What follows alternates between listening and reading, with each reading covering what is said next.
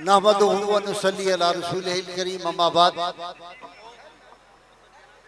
मेरे अजीज साहबजादा मुफ्ती उस्मान अफजल, जनाब इमामुल मुजाहिदीन पीर मोहम्मद अफजल कादरी रहमहुल्लाह के बरादरान, उनके शागिर्दान, मशाइख़ आम, उलमाए किराम और वो तमाम मेरे मुसलमान भाइयों जो उस आशिक़े रसूल सल्लल्लाहु अलैहि वसल्लम से मोहब्बत और इश्क करते रहे हैं। अल्लामा इक़बाल ने आखिरी वक्त जो अपने बिस्तर पे रुबाई कही थी, अहले इल्म जानते हैं, उसने कहा कि सरूद रफ्ता बाज आयत के नायत, नसीमे आज हिजाज आयत के नायत, सरामद रूजगारे फ़कीरे दिगर दानाए राज आयत के नायत। मैं पीर मोहम्मद अफजल कादरी साहब से मेरी दोस्ती और रफ़ाकत 50 साल रही और इन 50 सालों में मैंने उस शख्स को एक ही तरह देखा। हर वक्त जब उनसे कोई बात हुई, दो ही बातों में मेरी उनसे बात होती थी। एक हुजूर सल्लल्लाहु अलैहि वसल्लम की खत्म नबूवत के हवाले से और एक नामूस रिसालत के हवाले से। सैयदना सदीक़ अकबर रज़ी अल्लाह ताला अन्हु ने जंग यमामा खत्म हुई तो खालिद बिन वलीद जब उनसे मिलने के लिए आए बड़ी कामयाबी के साथ, मुसैलमा कज़्ज़ाब को जहन्नुम रसीद करके, तो सैयदना खालिद बिन वलीद रज़ी अल्लाह ताला अन्हु ने जो फरमाया था आज याद आता है। उन्होंने कहा माओं के लिए बड़ा मुश्किल है खालिद बिन वलीद जैसा बेटा पैदा करना। आज मैं कहता हूँ कि माओं के लिए बड़ा मुश्किल है इस धरती पर फिर कोई पीर अफजल कादरी पैदा करना। मैंने उसको जुर्रत का इस्तिआरा पाया। आखिरी जो मेरी उनके बात हुई है 5 रोज पहले, रात को मुझे उस्मान अजीजम का फोन आया और उनके एक सेक्रेटरी साहब का फोन आया कि पीर साहब बात करना चाहते हैं, तो जब आपके पास फारिग वक्त तो बताइएगा। मैंने इशा के काफी देर बाद फोन किया, मैंने कहा अब मैं फारिग हूँ, बात करेंगे।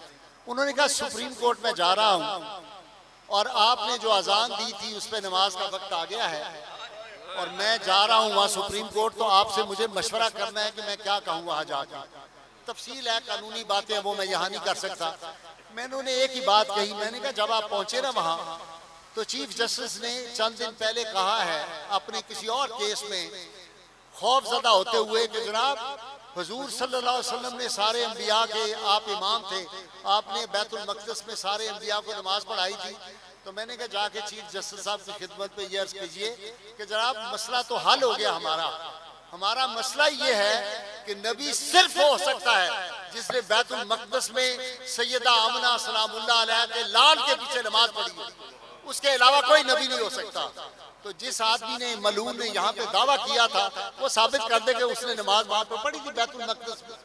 तो पीर साहब के साथ जो सबसे बड़ा जुलूस मैंने निकाला था 1999 में, आपको याद होगा, एक पादरी ने ऐलान किया कि मुसलमानों का तो कोई ताल्लुक नहीं हुजूर से, उनकी नामूस से, ये तो मौलवियों ने मसला खड़ा किया हुआ है। मैंने कहा दिखाएंगे।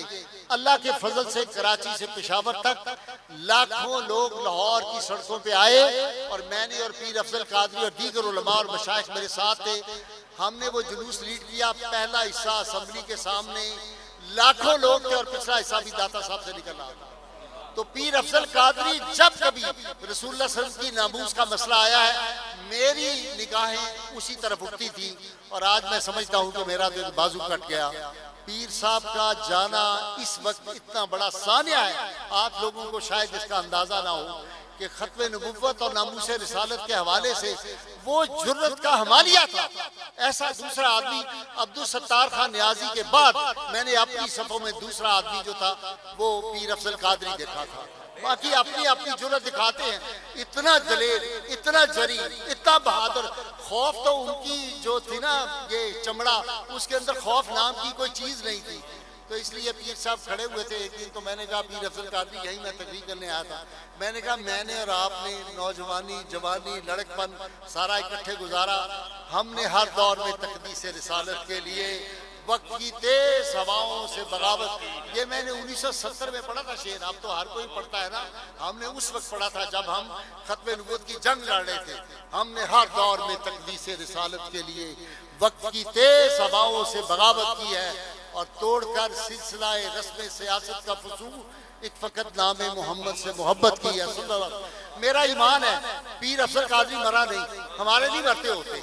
जो लोग रसूलुल्लाह सब पुश्तगाने खंजर तस्लीम रहा हर जमास गैब जाने दी गरज, जो रसूलुल्लाह की मोहब्बत में जान देते हैं, हुजूर के इश्क में, उनको तो हर लम्हे नई जिंदगी अता होती है, हर लम्हे एक नई जिंदगी अता होती है।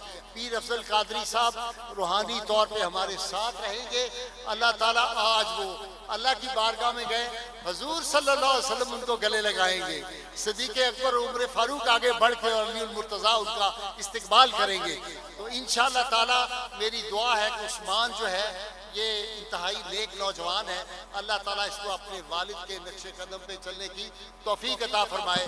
और आखिर में सिर्फ मैं हाथ जोड़ता हूँ, मैं जलसों में नहीं जाता, इज्तिमात में बंद किया है मैंने। जो पीर साहब के बारे में तकरीर करी थी सुबह, मैंने टेलीविजन अपने प्रोग्राम में 7 से 8 बजे कर दी, और इंशाल्लाह अगले रोज भी इंशाल्लाह उनके बारे में बात होगी। लेकिन मैं हाथ जोड़ रहा हूँ, जो अपने आप को अहले सुन्नत और आशिक़े रसूल कहते हो, अल्लाह के वास्ते अपनी सफों में इत्तेहाद पैदा करो।